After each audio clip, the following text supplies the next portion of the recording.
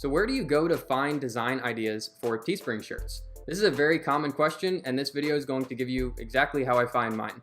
This is it right here. So this is Etsy.com. This is where people can sell all their like small craft items. But if you type in whatever niche you're trying to make shirts for, you can actually come up with some great ideas, and I'll go a bit further in this here. So let's just type in yoga shirt.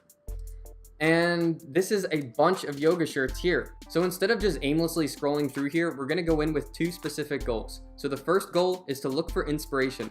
Look for things that spark your interest and make you think of a cool design. And then just jot down what that idea is or take a screenshot and save it for later. That's number one, just get the creativity flowing. Number two is to use the reviews. So we're gonna look at how many reviews and what the review rating is. That's where we're gonna find out what's actually selling. So you have to read between the lines here and see how many reviews there are and how good the reviews are, and that'll tell you how well that shirt's selling. So as we scroll through here, we see 3,000, literally the first one is 3,000 reviews and it's 5 stars. So clearly Yogaholic, which is a great shirt, that's selling. And then you just go through and do that with all of these, and you see what you can kind of make a design. Like this one right here is probably a bit too intricate for you to make, but designs that have quotes are the easiest to make, and that's what we're going to be looking for. So the ones that have high reviews, just like that Yogaholic, that's a perfect shirt to make. And then as you got more here, see like this one doesn't have as many, 4,000, so another good one right there.